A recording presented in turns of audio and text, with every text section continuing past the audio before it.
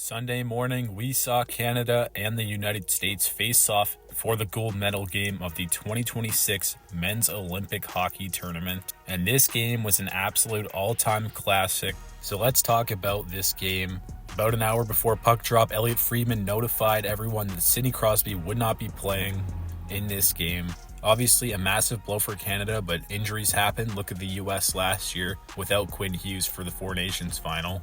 Right from puck drop, the intensity was there. The Tkachuk brothers laid a hit on Parayko, almost knocking him into the bench. And shortly after, Tom Wilson laid one of the biggest hits I've ever seen on Dylan Larkin behind the net. And just around 6 minutes into the first period, after a quick transition from Hughes and Matthews, they set Matt Boldy free for a 1-on-2 against Taves and Makar, the best D pairing in the world.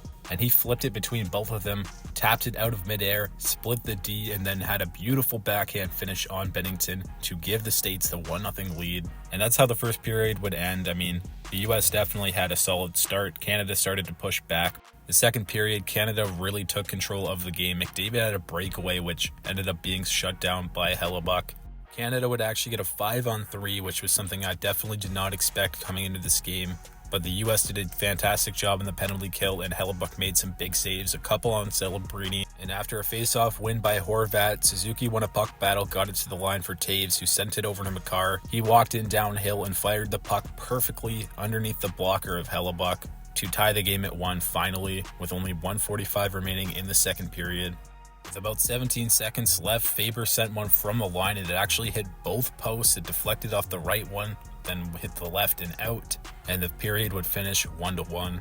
Canada really had control of this game. They were not allowing the US to get that offensive zone time that we talked about, allowing them to activate the defensemen. The US played pretty strong defense, I thought, through the first two periods. However, in the third period, Canada really dominated and got chance after chance, including what might be the literal greatest save of all time. Mitch Marner sent a perfect pass to Devin Taves, who was right in front of the net. He had almost the entire cage open, and he did the right thing, but Connor Hellebuyck somehow got a stick in the lane and deflected it wide of the net. An absolutely ridiculous save. And Canada continued to get chances. Celebrini was shut down on the breakaway by Hellebuyck. With 10:50 remaining, McKinnon got the puck with a wide open net, and Hellebuyck didn't even have to make the save. He hit the side of the cage. McKinnon makes that shot literally 10 times out of 10. It's unbelievable that he missed that, and he's going to be having nightmares about that. There was some controversy. The US got away with the too many men penalty. There were 7 players on the ice. They touched the puck right in front of the bench, but the refs had the whistles away. A few seconds later, there was a crowd in front of the US net. Canada had like 3 or 4 whacks at the puck. Charlie McAvoy actually made a massive save as the puck got by Hellebuyck, but he was able to stop it and throw it out. And at 6:44 of the period, Sam Bennett with a boneheaded play, high stick Jack Hughes in the face. It was a 4-minute penalty. It looks like Hughes might have lost a couple teeth on that one. And on the power play, Matthew Tkachuk got a grade A chance out front, but Binnington with an absolute athletic save, kicking the puck out.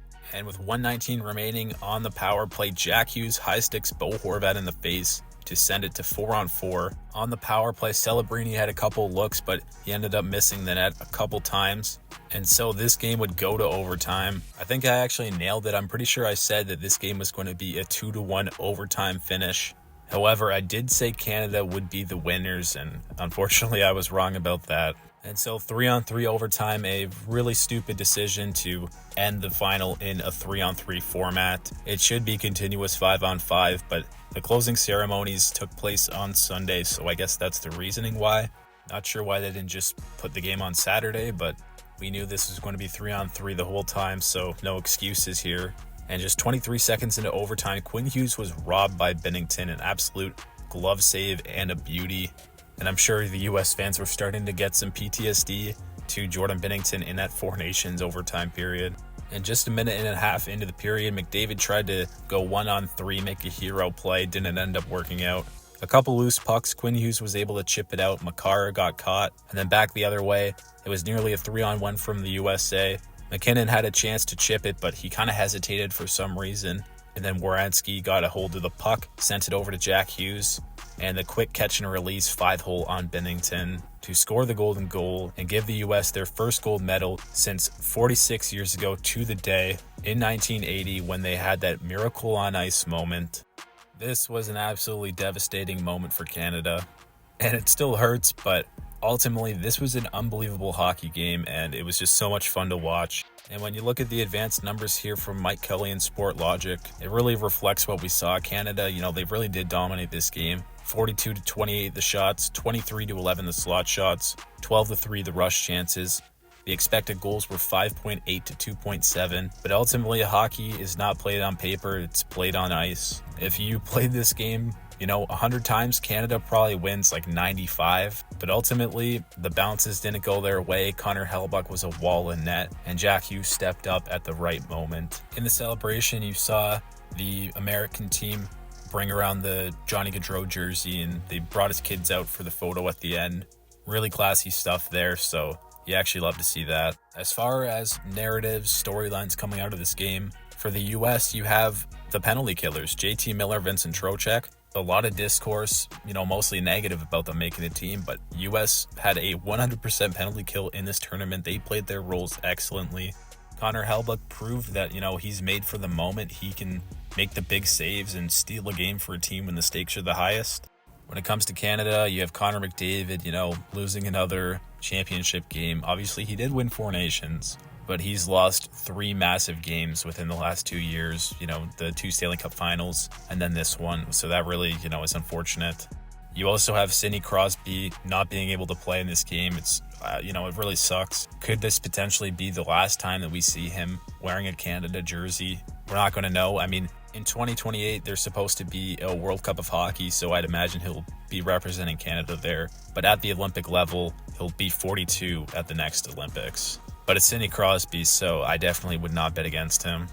And the biggest storyline is probably the lack of finishing from Canada. You have 42 shots and you only score 1 goal. You miss wide open nets. Canada, they really built the roster with a lot of two-way versatile guys, but they didn't really have that truly elite goal scorer. You have Reinhart, who's scored 57 goals. You have McDavid, who scored 64. McKinnon, obviously. But outside of that, there wasn't really those pure snipers, and the fact you leave out a guy like Connor Bedard, maybe he's the guy who could have made a difference. I remember back when I made my Canadian roster in that video, I had Connor Bedard for this specific reason, that in a gold medal game, it's going to be like a 1-1, 2-2 score, and you need a pure sniper to, put the team on his back. Ultimately, congratulations to the United States, and for Canada, we're going to be back 2028, 2030. This team's going to be hungry. Connor McDavid, Nathan McKinnon, they're going to come back and try and win gold once again. Also probably going to release a early 2030 Canadian Olympic roster prediction. It's not really that serious, just kind of for fun. But let me know if you would like to see that. And thank you so much for watching. What an Olympic tournament we had. Let me know all your thoughts on the Olympics, this game down below. Like, subscribe, all that good stuff, and I'll see you in the next one.